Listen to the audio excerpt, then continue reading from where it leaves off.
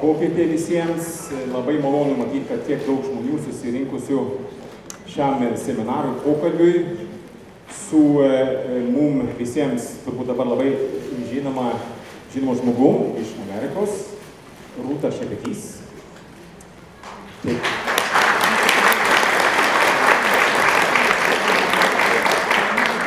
Taip pat su jos agente, Tamara Muller, iš Penguin leidyklos New Yorko. Ir tuo pačiu su knygos vertėja į lietuvių kalbą, Lina Bugienė.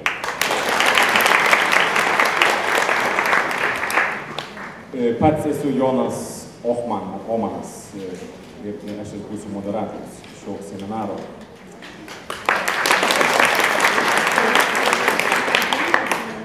Prieš pradedant noriu priminti, kad nors aš dabar kalbu lietuviškai kol kas, bet visas seminaras vyks anglų kalba.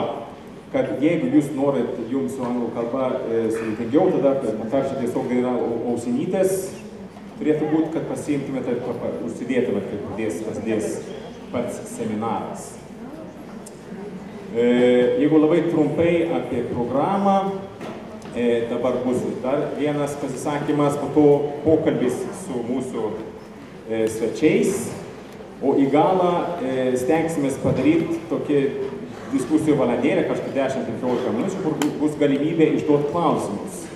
Klausimus galėsite išduoti ir lietuviškai, ir angliškai, kaip jums išeina, kaip jums geriau. Tuo pačiu bus tada paduodamas mikrofonas, kad jūs galėtumėte, kad turėtumėte omenyje klausimų. Dabar pradžiai turim dar vieną labai garbingą svečią. Mes turim JAV ambasadorą Andy Durst. Ir kadangi mūsų svečias yra Amerikos pilietė, norėtų tiesiog pasakyti keletą žodžių prieš pradedant. Prašau.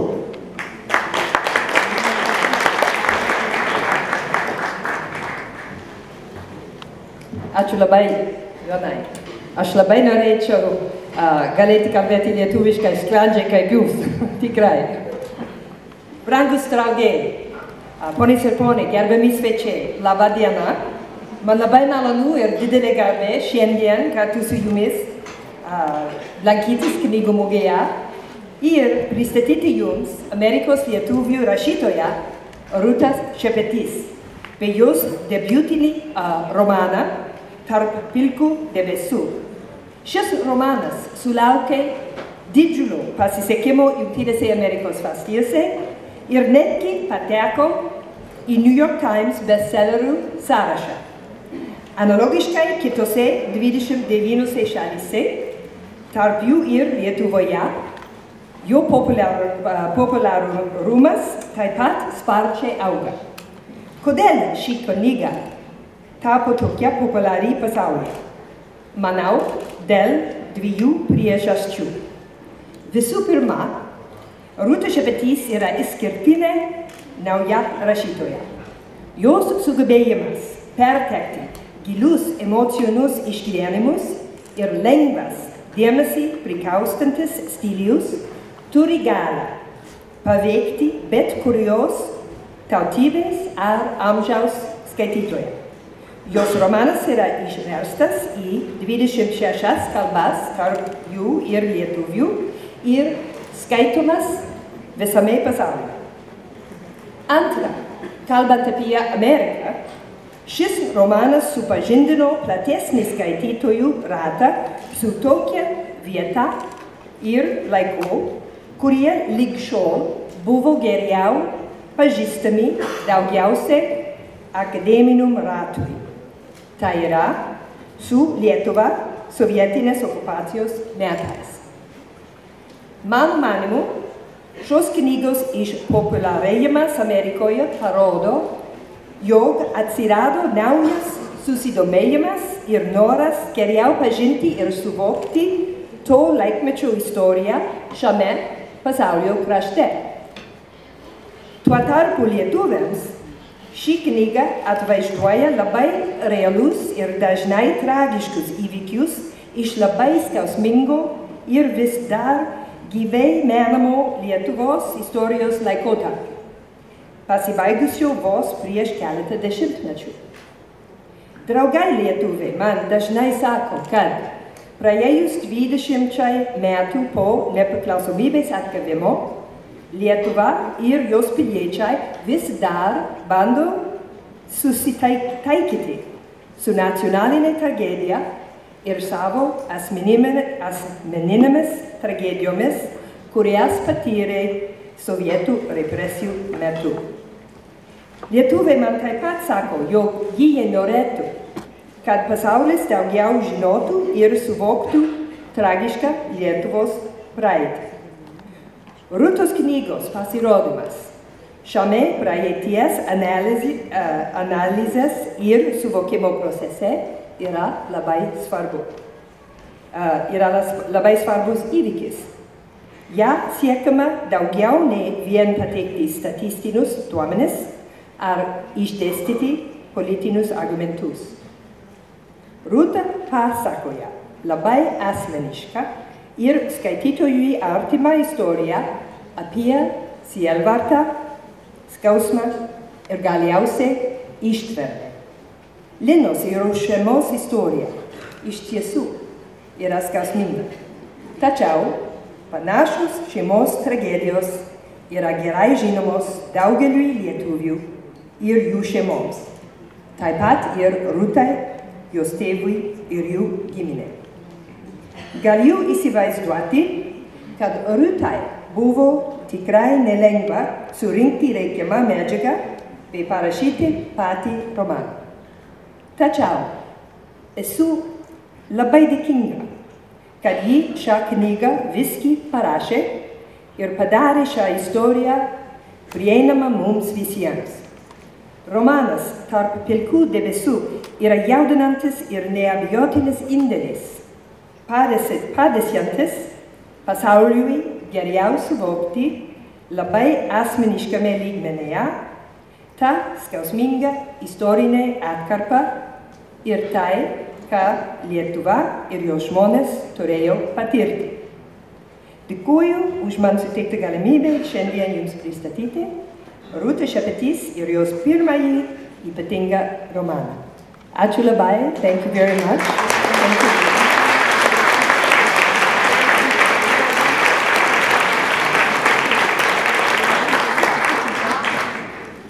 Prieš pradedant dar kartą primenu, kad mes dabar pereisim į anglų kalbą. Jeigu jūs norite, pasiimkite ausinės ir dabar pereisim jau į anglų kalbą.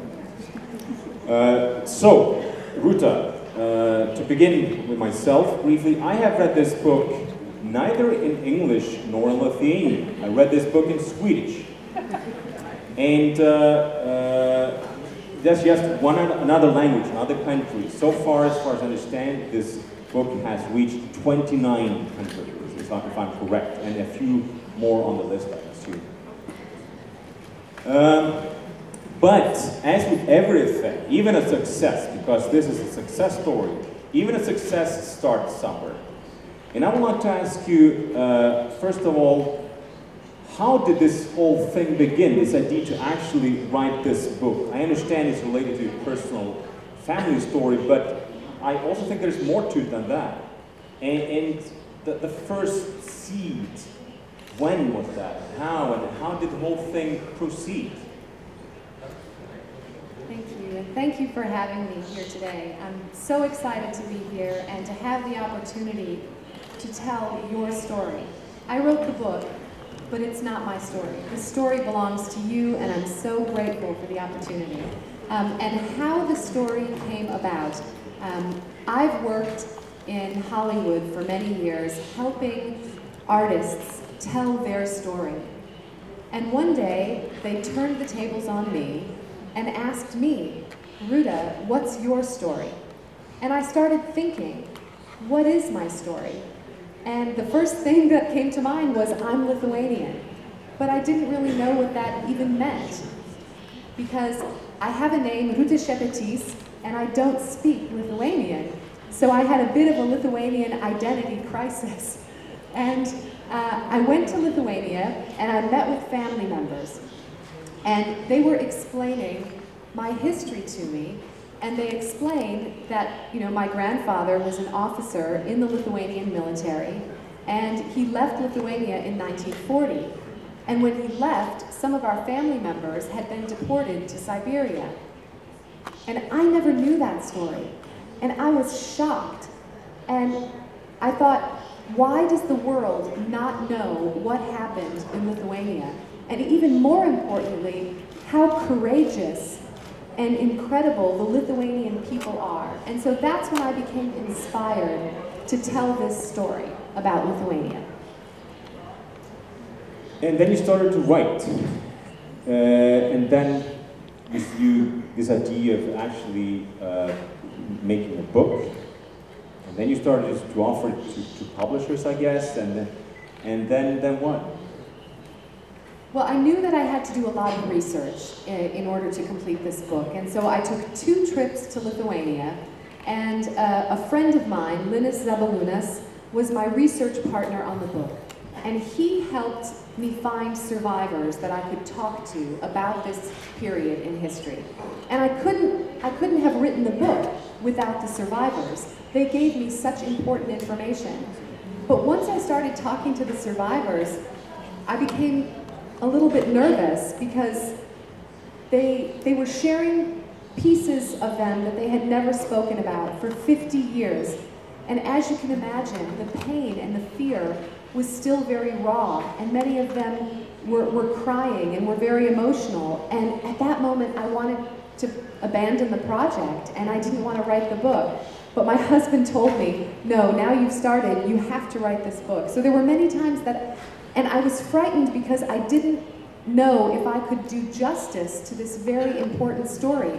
There are so many people who really experience this, and they've written these beautiful, important memoirs, and there were many times that I had self-doubt as to whether I could do it or not.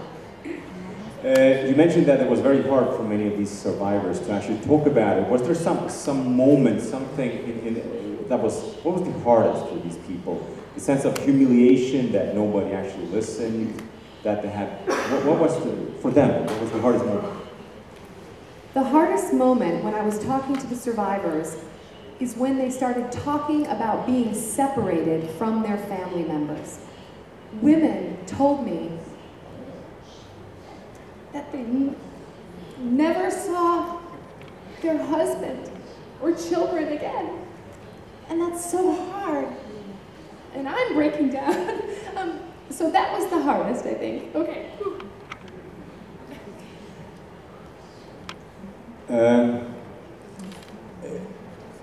Speaking a little further on with the process of going into this publishing and to actually finding a publisher willing, somebody willing to tell the story, to do all the work, to make the book happen, so to speak.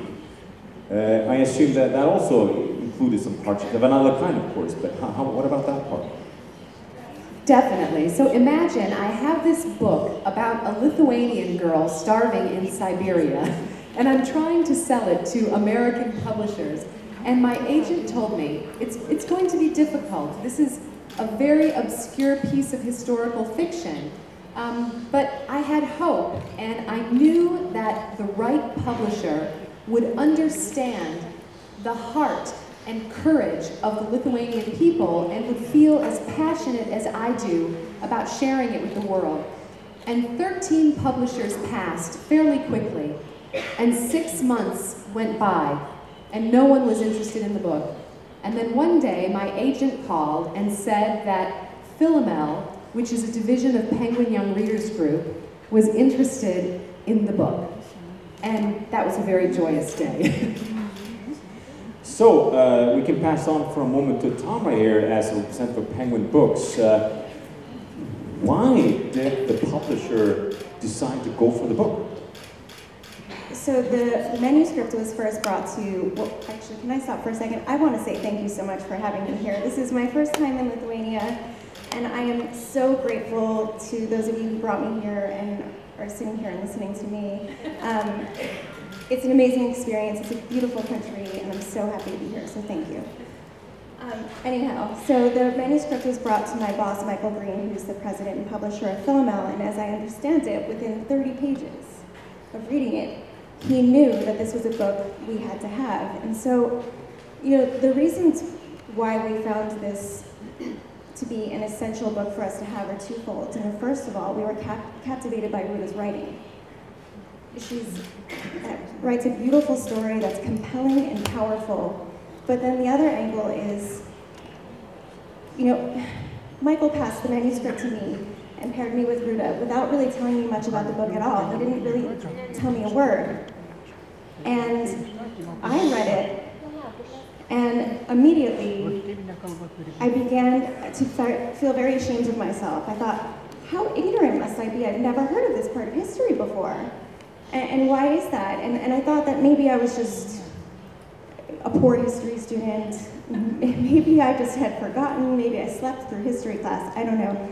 But then I started talking to other people and asking them if they had heard the story. And I asked my boss as well. And we all discovered that this is a piece of history we had no idea had happened. And that's shocking, and it's sad. And so we wanted to tell the story because A, it's beautiful and it's written in a completely compelling way, and it's a human story, but B, we thought that this was a piece of history that we really wanted people to learn about. Yes, to give some additional understanding and have the publisher actually reacted to the book, and what did the publisher decide to do with it in terms of making it public, so to speak? Well, we sat down and we talked about it, and we decided that we needed to take a very particular strategy with a book like this. Historical fiction is not always an easy sell, and sometimes a book like this can slip through the cracks very easily. So what we did was we didn't tell anybody about it. You know, we thought long and hard. We kept it a secret, and we waited until it was fully edited and in perfect shape.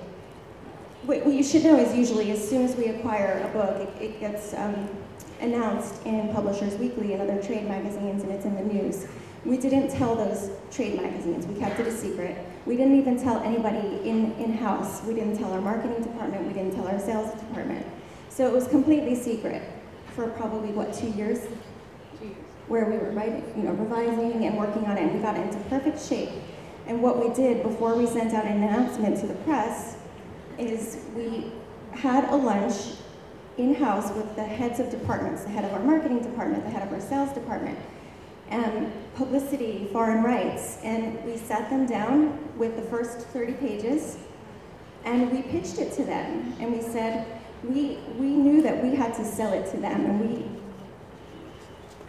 basically told them how powerful it was, and asked them if they had heard about this part of history, and none of them had heard. I mean, this is a room full of probably 20 professional, educated, smart people, and they didn't know about this, and I think that was very humbling for them as well. And so we really sparked their interest, and so in presenting it this way, it was our strategy, and then they read the first 30 pages, they wanted more, they embraced it, and really, we have an amazing team at Penguin. It's far more than just the two of us, They took it and they really did an amazing job. And then the book was published in the US, and eventually, after how long, basically, did the book start to go international? It was even before it was published in the US. So they started sending it out to foreign publishers way before it was published here. And I don't know the exact timeline, but the first country to make an offer was Italy. And it was a really nice offer, and they're publishing it as an adult novel. And it was very early in the process. We had a lot of foreign sales long before the book was ever even published here. And the book is being published in 29 countries, but I only wrote one book. I wrote it in English, and this would not be possible without translators. And so I look at the translators as co-writers, because I couldn't have a book in Lithuania without Lina, who took so much time and care, and each translator has put time and passion. They had to rewrite the book, and it wouldn't be possible without these translators. Which I guess brings us to the translator, who at some point you got the book in English, you read it, and what were your reactions? Jeigu galima lietuviškai.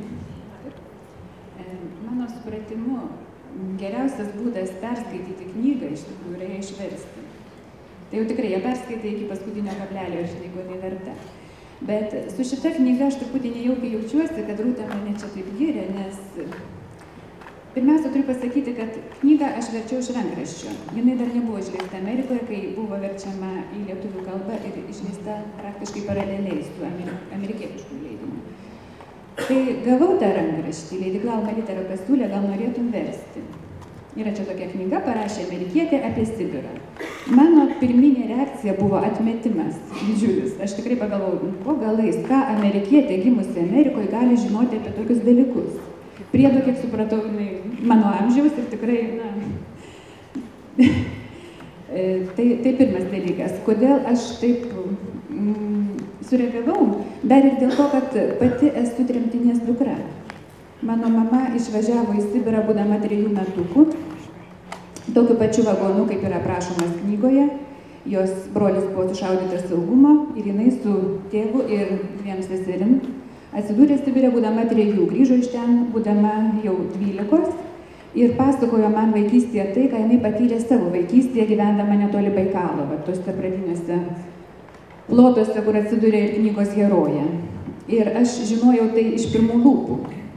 Už tai mano toks buvo požiūris, galvoju, Dieve, ką amerikietė gali papasakoti. Aš žinau, kad ne aš viena tai žinau ne iš pirmų lūpų. Pakankamai daug šeimų Lietuvoje tikrai turi netekčių čia. Ir tikrai mums turbūt mažiausiai reikia šio romano. Kodėl aš taip sakau? Mano supratimu, didžiulė laimė, kad ta knyga yra verčiama ir leidžiama ne lietuviškai, o į visas kitas 28 ar kiek kalbų. Dar didesnė laimė būtų ir istorinis teisingumas, jeigu jinai kada nors būtų išversta ir išleista rusiškai. Nes Rusijoje jinai kol kas tikrai nėra išleista. Tai sakau, suvokdama, kad lietuviams galbūt šios knygos reikia mažiausiai, kaip man tuo momentu atrodė, dabar man jau atrodo kitaip. Aš ilgai galvojau, bet pradėjusi skaityti anglišką variantą, aš pajutau, kad ta knyga iš tikrųjų užkabina. Labai stipriai emociškai užkabina. Aš pradėjau tapatintis jau nebe su mamos pasakojimais iš vaikystės, ką aš žinojau. Aš pradėjau tapatintis su knygos heroje Elena Vilkienė, nes pagalvojau, Dieve mano, ta moteris yra maždaug mano amžiaus, šiek tiek jaunesnė. Aš turiu dukrą 15 metų, kuri mėgsta piešti. Aš turiu sūnų 11 metų tuo metu. Ir jeigu dabar mūsų šeima va šitaip išdrasko ir iš mūsų normalaus įprastinio gero gyvenimo išveža per vieną naktį kažkur, taip kaip knygos veikėjus, ar aš sugebėčiau? Tikrai turbūt nežinau, ne. Ir jausdama šitą emocinį knygos užtaisą, aš ėmiausi šito darbo ir buvo be galo malonu jį dirbti, kadangi mes nuo pat pradžių bendravom su Rūta laiškais. Ji labai apsidžiaugė, kad mano vardas Lina, kaip ir knygos veikėjos. Tiesa, su tais vardais aš iš karto paprašiau jos leidimo padaryti tam tikras korekcijas, kadangi angliškam variante, jeigu jūs matėt, yra Mrs. Vilkas ir Miss Vilkas ir taip toliau. Visą tai reikėjo sutvarkyti, kad skambėtų lietuviškai, taip kaip turi skambėti. Paskui prasidėjo kiti dalykai. Čia jau mano išankstiniai įtarimai, galima sakyti, pasitvirtino, ką amerikietė gali žinoti apie Sibirą. Truputį buvo ten visokių mažų faktinių netikslumų ir klaidelių, kurias reikėjo taisyti. Kai kurie taisymai buvo atsiųsti man jau iš Amerikos, nes ten apsižiūrėjau, kad taip nėra ir negalėjo būti. Kitus dalykus aš kai ką pamačiau pati, bet iš esmės tai labai pasisekė, kad knygą apsiėmė redaguoti mano mama, kuri yra profesionali redaktorė, visą gyvenimą išdirbusi leidykloje. Tai toji pati, kuri 3 metukų išvažiavo į Sibirą, Bronė Balčienė. Jinai yra šios knygos redaktorė. Ir skaitydama rankraštį, jinai puolė jį taisyti, ten, kur jinai matė, kad yra faktiniai netikslumai. Pirmiausia, tai mes užkliuvom už angliškam variante, kai veikėjai nuvežami į Sibirą, juos išlaipina ir veda į pirtį, ir pirtyje yra dušai. Tai šitą dalyką reikėjo kaip nors paimti iš ten. Paskui buvo dar keletas tokių smulkmenų, pavyzdžiui, enkavedistai angliškam variante ištisai geria kavą. Abejotinas dalykas, aš manau, geriausiu atveju tai galėjo būti čai ir vodka. Šitą mes irgi patvarkėm, bet buvo buvo tokių dalykų, kurių negalėjome pakeisti. Aš rašiau Rūtai ir klausiau, ar gali būti, kad 41 metais tremtiniai gaudavo laiškus iš Lietuvos. Jinai pasakė, kad kalbėjosi su žmonėm ir kad jie sakė, kad gaudavo, bet ko gero tai buvo daug vėliau jau po karo. Ir aš galvojau, ką dabar daryti su tuo laišku, su tais laiškais, kurie ateina ir kuriuos skaito, bet šito mes jau negalėjom pakeisti, kadangi būtų sugriuvęs pats pasakojimas knygos. Tai va, na, aš dabar pati dar pagalvojau, ten, kur knygos veikėjos sūnus Jonukas labai nusilpsta ir jį išgelbsti atnešę konservuotų pomidorų skardinę ir jam sumaitina. Aš nežinau, ar buvo tais laikais Sibire pomidorų, šitą mes pražiūrėjom, bet labiau tikėtina yra tai, kad vėl prisiminusi mamos pasakojimą iš vaikystės, kai jai pačiai buvo tokia istorija atsitikusi, ją išgelbėjo buretas, kuris davė kumelės pieno. Tai buvo, tik dėl to jinai išliko gyva. Tai va, na, yra tokių smulkių, mažų, faktinių netikslumų toje knygoje ir, na, nieko čia nepadarysi, yra kaip yra. Bet aš norėčiau pabrėžti, kad pagrindinis dalykas, dėl ko šitą knygą siūlau skaityti ir dėl ko ją verta skaityti, yra jos emocinė tiesa. Ne tiek faktinė, kiek emocinė. Ir tas nuoširdumas, tas Rūtos užsidegimas, su kuriuo jinai tą knygą rašė, ir tas jos nuoširdumas, su kuriuo jinai kalbasi su žmonėmis ir susitinka su mumis dabar, na, tai yra žmogus, kuriam tie dalykai skauda iš tikrųjų, kuris jaučia tą lietuvių skausmą ir dėl to reikia ją, manau, gerbti ir mylėti. Ir ačiū jai be galo.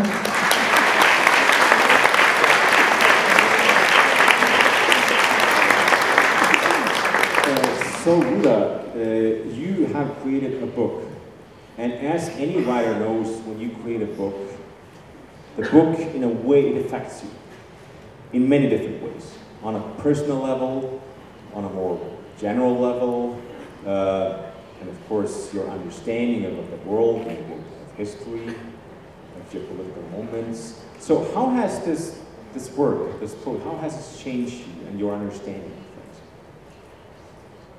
It's changed me in a lot of ways. I had never known a level of suffering until I started writing the book. And I had never met people who had endured this kind of experience. And it taught me so much about the force of life and the power of love and peaceful endurance. Concepts that I had never really thought about. You know, this was a lottery of life or death. Who survives? Every day as I was writing the book, it was incredible that anyone survived this experience, and that made a profound effect on me. But what I learned was that people survived because they helped one another. They were generous, and in this atmosphere of cruelty, the I and the me, it disappeared and it became we. And these people together said, we shall overcome. And that was more powerful than the singular, just the I or the me. And that was a huge lesson to me. On another level, speaking of, tomorrow there will be another seminar about the Lithuanian narrative in general, as presented to others, to other readers, to other viewers. What have you learned about, you said that nobody knew, and you, Tommy, also confirmed that nobody really knew about this. And what about, what is your lesson, speaking of this not knowing, and has that changed? Or do people know more about these things after having read your book? Do you think is the knowledge improving, or? I'm hopeful that it will, but what I've learned is that history holds secrets. And now I'm wondering how many other historical secrets are there out there that we haven't yet discovered. There are so many heroes that we've never had a chance to meet. These people are nameless and faceless, and that haunts me. And that's why I love historical fiction. Writing historical fiction is a bit like being a detective. you go in and you have to discover all these details and hopefully have a translator that can fix your mistakes, like the showers and the stamp and the, yeah. But truly, that's what I've learned. There are so many parts of history that we're not acquainted with. This is just one of them. When you talked earlier, I remember you referred to meetings with the scholars in the U.S. where, I mean, you seen lots of people, lots of different institutions, schools, universities, and there was one thing you told me that really took me off guard. Because the book is now being published in so many different countries, I'm receiving emails from university professors that say, Ruta, I am a professor of history. How is it that I don't know about this story? How is this? And so now they're looking to build curriculum around, this piece of history. But just a couple days ago, I received an email from a professor in Japan, and this made such an impact on me because the professor told me that they're building a lesson plan on courage, and they want to use the Lithuanian people as an example of what true courage is. And they're using the book, Between Shades of Grey, and these stories of deportation to teach courage and survival. Wow. Tamara, again, getting back a little to the topic about why the book was there's so many stories, so many bad things happening in the world, so many bad guys, tragic stories, and there are also many stories written about tragic things. Is there, from your point of view, you said you read it, you started to get into it, so to speak. What is can you say, is there anything unique or specific about this experience that you're referring to here, from your point of view? I mean, as publishers, primarily what we are is, enabling storytellers.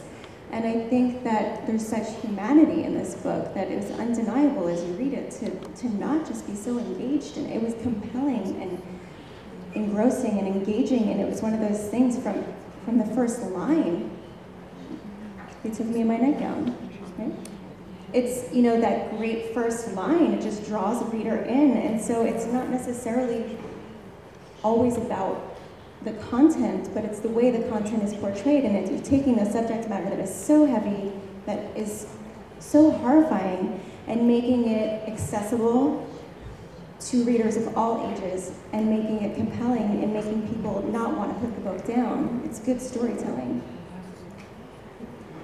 Ruta, I would like to ask you, needless to say, in Lithuania there are stories written about this subject, and I would probably, first of all, refer to Grinkevičiūtė, which is, what has that book meant to you in your work? After I discovered these stories of exile in this part of history, I asked my friend, again my research partner Linas Sabalunas, if there were any books published in English that I could buy, even just to read on the plane home. And he took me to a bookstore, and I found the memoirs of Dalia Grinkevičiūtė, and I bought the book and I read it on the plane going home. And it was the only book that I found here in Lithuania in English, and I read it going home, and it had a massive effect on me. And those who have read it will know that the story in Between Shades of Grey absolutely pays homage to that story. The main character buries her journals and her drawings in a jar, and that's exactly what Dalia Grinkevičiūtė did. And my book is fiction, but I tell students when I'm visiting classrooms and schools that my book is based on real people, and these people were real heroes who risked their life, to preserve this memory and preserve this story. So it had a great impact on me. Also, as you already mentioned, you have had lots of opportunities to meet people in different settings, schools, universities. I know, for instance, that you have been to a couple of schools in Lithuania. And speaking of young people in Lithuania and elsewhere, with a, of course, very different understanding of life, and they're young, they are everything in front of them and so on and so forth. And what are the reactions of young people, and is there a difference between the reaction of the Lithuanian young people and young people in other countries? No, actually not. I visited 2 Lithuanian schools here, one this morning and one yesterday, and the reaction was the same as it is in the United States, as it was in France, as it was in Germany. The students, are interested in the story of survival and what does it take to survive. And I asked them, if you had 20 minutes, what would you pack? What would you take with you? And we discuss these things, and we also discuss courage. Is courage instinct, or is courage something that can be learned? And these kind of discussions, I find, are the same no matter what country I'm in. And the students in foreign countries are very intrigued now with Lithuania and Lithuanian students, and they want to be pen pals. And I spoke to the ambassador about, the exchange program that she's championing, which just could not be more important. And so hopefully we're building these bridges, but across lines, all the students are interested, I think, on the same level. And from another perspective, I know also that you have met with the Prime Minister Kubilius. And could you, just out of curiosity, what were you talking about? And did you come to any agreements or something? It was such an honor. I was so excited. I'm worried, I don't even really know what I said because I was so nervous. And I'm sitting across from the Prime Minister and I was so excited. But he asked me about my travels and, just like you, what I was experiencing in these different countries. But he also asked how we might do some work together here in Lithuania, and if maybe I can visit some Lithuanian schools. And I told him that I would love to do that, but my goal would be if the book can open a door to the real stories, because there are so many important memoirs that are written by Lithuanians who actually experience this, or telling the stories of their parents who experienced life in exile. So the goal would be, we open the door with this fictional book, but then we present the real stories, which are your stories. And that's not just something I want to do in Lithuania. I'd like to do that in all of the other countries.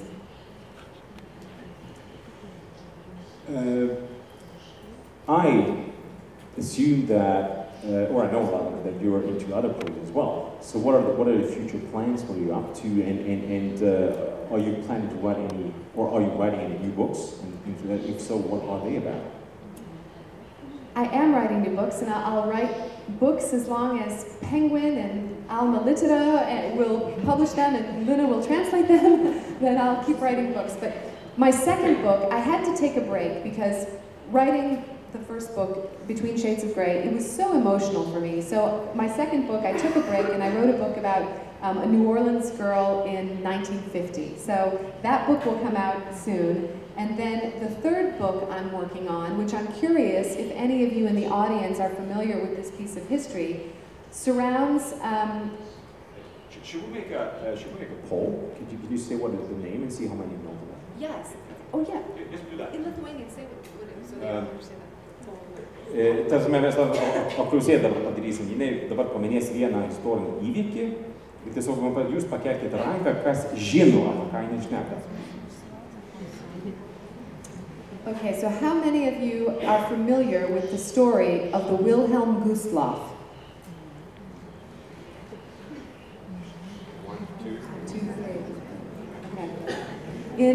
In 1945, as the Soviets were pushing into Poland, the Germans staged a large evacuation to get out of Poland and to safely get to Germany.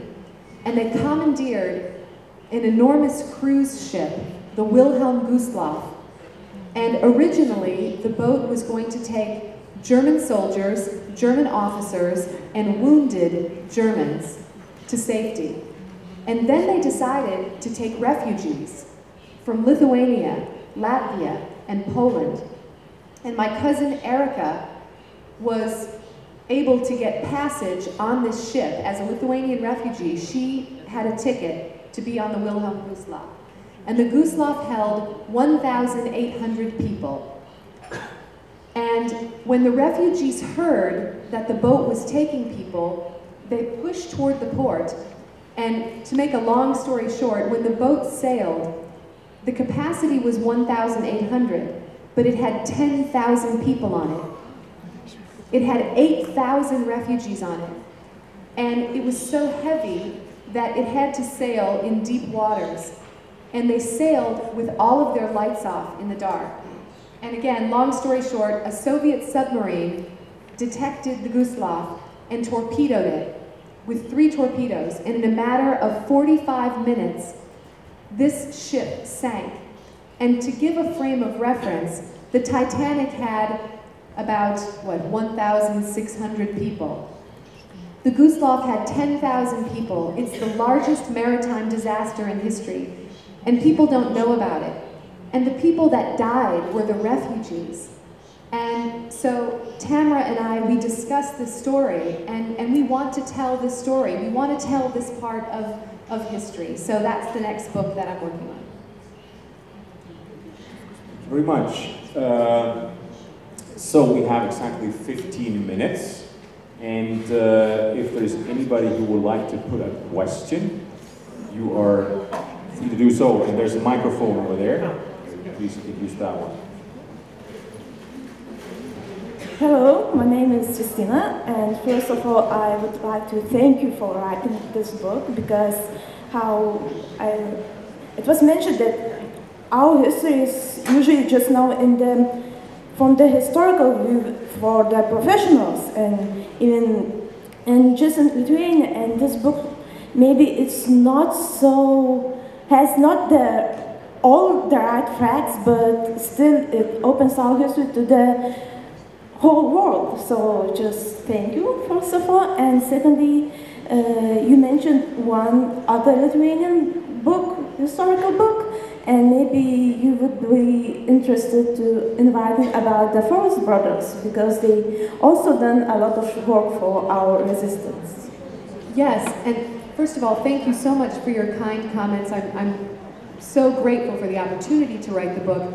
But yes, I'm so glad that you brought this up and you asked this question, because when I'm traveling in schools and when I tell students about the Forest Brothers, they are so fascinated with this story. And there is so much interest around the world about the partisans. They're very interested, and I think it would be a brilliant subject for a book. And I would love sometime in the future to tackle that subject, because I know there's a lot of interest. Thank you.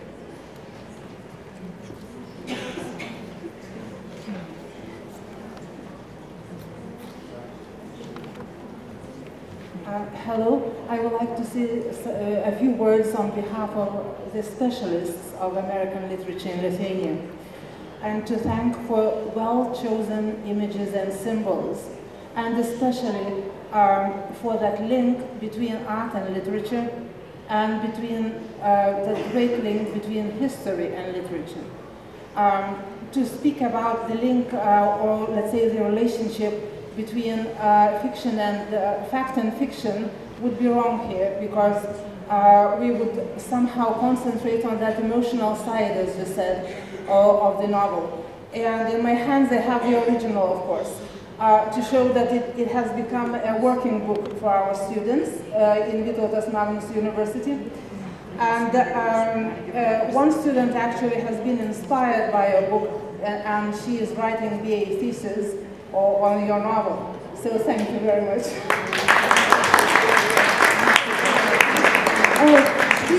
Please thank the student for me, and if there's any help I can do, if the student wants to speak to me, I would be honored. That would be great. And in terms of tying art and literature together, that was not something that was even my idea. I had no choice, because the Lithuanian people are so creative, and their creative expression transcended their occupation.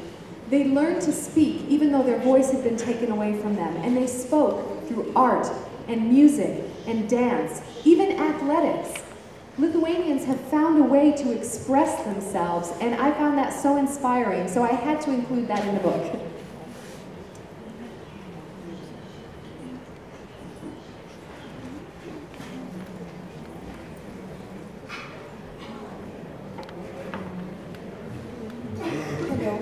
First of all, I'm Aldana.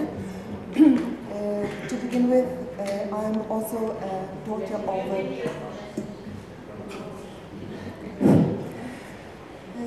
as I'm a daughter of political prisoner, and all my family from father's side was exiled, so all these things are so gripping, so touching, but my question would be, perhaps not all of our Lithuanian readers have seen the English version, and the English version has what the Lithuanian book hasn't got, the map. So my question would be, the map, or just the map was intended to convey the great distance made by Lina with her family from Lithuania to the Laptev Sea. I wondered, why wasn't, and whose idea was, not to include the map into Lithuanian edition? If I could speak to that for just 1 second, I do have to say, in the American and English version, it was Tamara's idea for the map, and maybe you can explain a little bit why. So fantastic idea, and Lithuanian readers are missing. So my second question will be to the translator. Really, so the sense of language was so good, and I think one of the reasons of success story in Lithuanian is words, just good work, masterpiece, I would say. But my question would be, why did you decide to call this book Between Shades of Grey, Tarp pilkų debesų, between the grey clouds?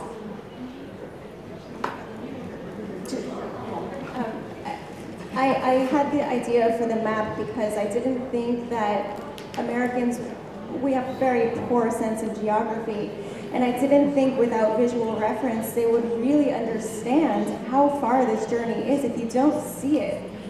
If you don't have that visual, it doesn't have the impact. And so for me, it was, one of the first things I thought of is we have to have a map. And I commissioned actually a very good friend of mine, Katrina Domkeeler, to illustrate it, and just have to give her a little credit. But I thought there was no way that people could really understand the distance unless they saw it.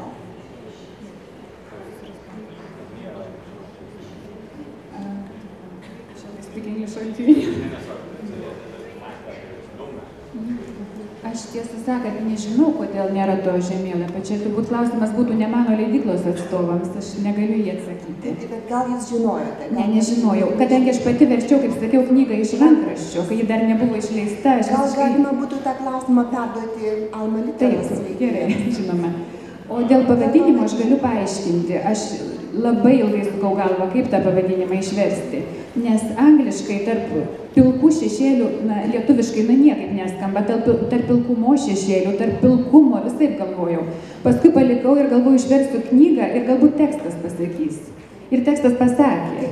Yra jisai pusėje knygos, ant 4 viršelio, tas gabaliukas, kur Lina žiūri į saulę išlendančią po poliarinės nakties. Ir ten vienas debesys ir kitas, ir ta saulė prašvinta. Tai va, būtent tą frazę iš paties teksto aš paėmiau ir tai tapo pavadinimu. Ačiū, labai vykęs pavadinimas, tiesiog nežinau.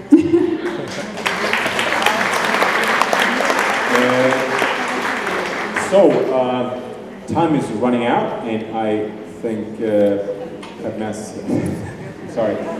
Turbūt dabar, jeigu nėra daug klausimų, mes dabar jau baigsim šitą seminarą. Since there are no more questions, we're finishing the seminar. Thanks a lot for participating. Ačiū labai už dalyvavimą. Geros dienos.